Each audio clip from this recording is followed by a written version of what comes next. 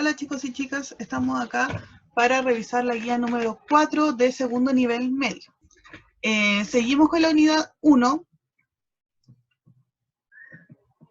y partimos con la clase 14. Y vamos a ver el periodo entre guerras. En esta ocasión, la gloriosa Revolución Rusa. El objetivo es conocer el contexto social, económico e ideológico que precipitó la Revolución Rusa. En la primera actividad tienen que completar este cuadro sobre los sectores sociales del Imperio Ruso. Y están en la página 75. En esta página les van a aparecer las definiciones de cada clase. Rusia era un imperio y las clases sociales estaban muy marcadas y había una diferencia enorme en la distribución de los recursos. Mientras el resto de los países de Europa ya estaba industrializado, Rusia estaba muy atrasado en eso. Incluso estaba atrasado en las técnicas que utilizaban en la agricultura. Por lo tanto, la agricultura no daba abasto para generar tanto alimento para toda la población de Rusia. Lo que ustedes tienen que hacer acá es quiénes conformaban la clase alta, la clase media y la clase baja, y qué condiciones económicas tenía cada clase social. Ahí se van a dar la diferencia que existía. Las siguientes preguntas son bastante sencillas. De hecho, estas preguntas relacionadas con la agricultura acabo de mencionar. Y acá voy a detenerme a explicar esto. Si bien las malas condiciones de vida influyeron en que estallara una revolución, esas personas estaban influenciadas por ideas que llegaron, ideologías que les llegaron, de cómo se debería ordenar la sociedad, ya no como en clases sociales y que hayan unos más ricos que otros, sino que la sociedad sea más equitativa. Y para eso vamos a revisar muy superficialmente la idea principal de Karl Marx y la idea principal del anarquismo. La pregunta número 5 dice, según el manifiesto comunista de Karl Marx, ¿cómo se puede alcanzar una sociedad comunista? Aquí está Karl Marx y Friedrich Engels, que son los que escribieron las ideas comunistas, principalmente. Karl Marx lo que señala es que para llegar al comunismo, los medios de producción tienen que ser colectivos, es decir, de todos los que trabajan ahí. No quiere decir, y esto es algo muy común, un error muy común en que recaen para argumentar en contra del comunismo, que si tú tienes 2 autos te van a quitar uno para dárselo al vecino. Eso no va a pasar porque esa es propiedad tuya, son tus pertenencias.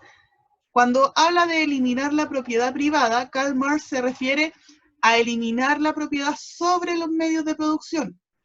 Si en una fábrica hay 20 obreros y esos 20 obreros son los que usan su trabajo para producir, entonces las maquinarias deben ser de esos 20 obreros y las ganancias de los productos que ellos hacen tienen que ser repartidos equitativamente para esos 20 obreros. Lo que dice Marx es que no puede haber una persona que solo por ser el dueño de la empresa se quede con todas las utilidades, con todas las ganancias, porque son los trabajadores los que hicieron la mercadería, los que pusieron el trabajo. Eso les tiene que quedar claro. Y además decía que era imprescindible que para que eso sucediera, los trabajadores tenían que tomarse el poder. Y si los trabajadores se tomaban el poder, desaparecían las clases sociales y progresivamente el Estado tenía que desaparecer también. Por otra parte, está otra corriente ideológica que es el anarquismo.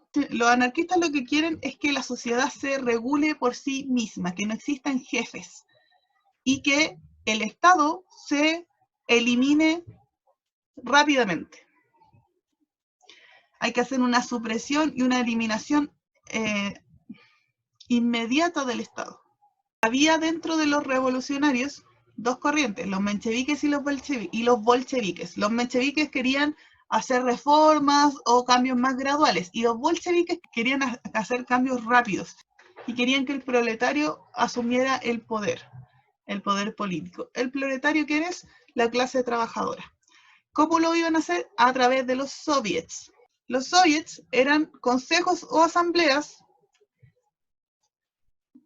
en que los trabajadores podían debatir y organizarse. Podía haber un soviet de más de 500 personas, de trabajadores. De esa forma, todos los trabajadores podían participar de la toma de decisiones. Ahora vamos a intentar responder estas preguntas. Según el texto de Karl Marx, de la página 81, ¿por qué dice que el proletario debe llegar al poder político? Y la pregunta 9 dice que hay que leer el texto de Bakunin y responder, ¿por qué hay que abolir el Estado? El Estado de un país es la entidad que organiza el país y es una entidad permanente. Por ejemplo, imagínense que el Estado es la moneda. En la moneda se administra el país. Y siempre va a existir la moneda. Siempre va a existir el Estado. Lo que va a cambiar son los gobiernos. Por ejemplo, cuando termine el gobierno de Sebastián Piñera, vamos a tener que ir a elecciones y elegir otro gobierno. Pero el Estado siempre va a seguir ahí, es permanente. Entonces, este es el texto de Karl Marx. Estas son ideas principales, porque Karl Marx tiene un montón de texto. Su obra principal, que es El Capital, son 3 tomos de más de 1000 páginas.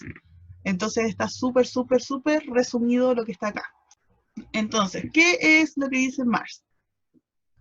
El primer paso de la revolución obrera es la elevación del proletariado a clase dominante. Es decir, que el primer paso de la revolución es que los trabajadores sean la clase dominante, sean los que organizan el país. Y al hacer esto, el proletariado irá arrancando a la burguesía el capital.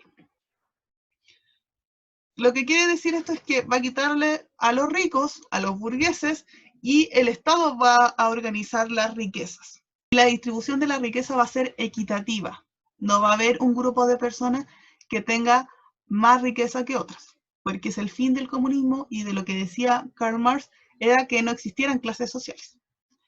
Ahora, vamos a el texto de Bakunin. Bakunin lo que le criticaba a las ideas de Marx es que si el proletariado llegaba a ser una clase dominante, ¿sobre quién iba a dominar?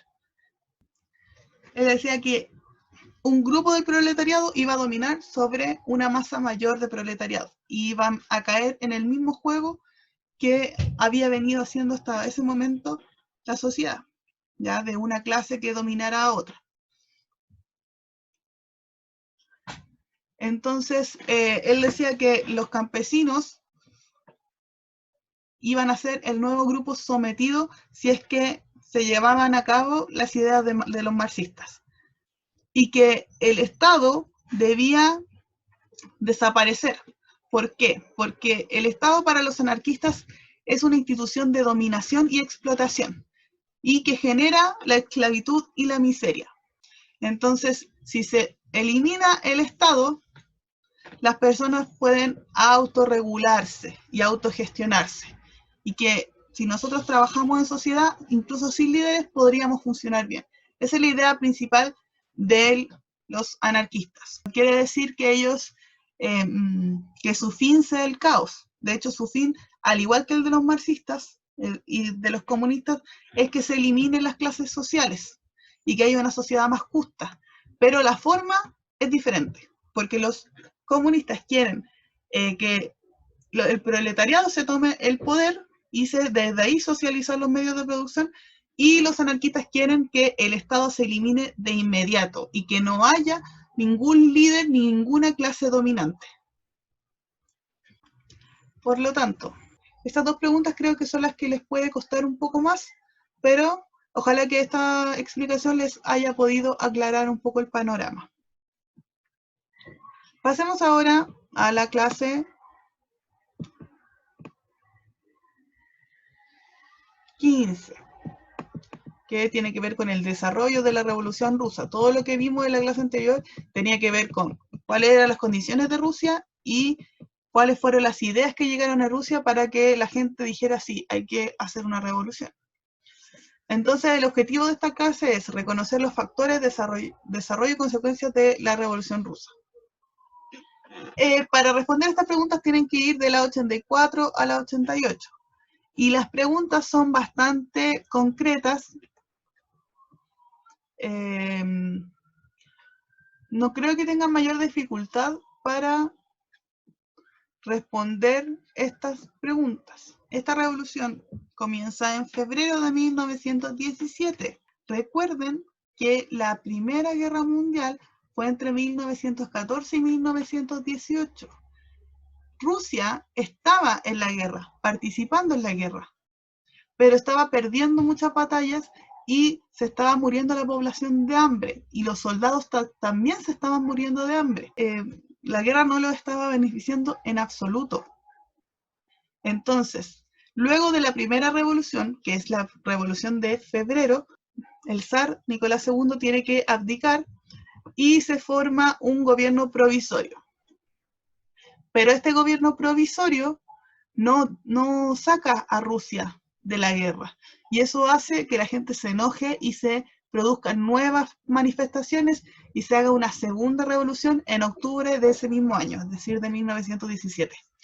Con esta nueva revolución aparecen los bolcheviques, liderados por Lenin, y cuya estrategia fue desestabilizar el país para luego tomarse el poder. La primera medida de Lenin fue decretar el retiro de Rusia de la guerra a través del Tratado de Brest-Litovsk en 1918.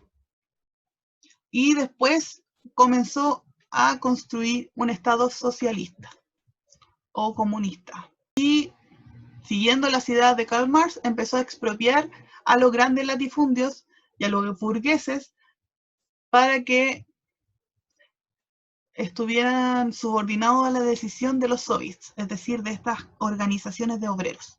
Lenin, que estaba construyendo este nuevo Estado y que era el líder del gobierno ruso, muere en 1924, por lo que otro tomará el poder y convertirá a Rusia en una potencia mundial en 30 años, y eso lo vamos a ver más adelante cuando veamos los movimientos totalitarios. Por ahora vamos a dejar la Revolución Rusa hasta acá. Eso, cualquier duda me escriben abajo y espero que estén bien y que les haya ayudado este video para resolver la guía. Adiós.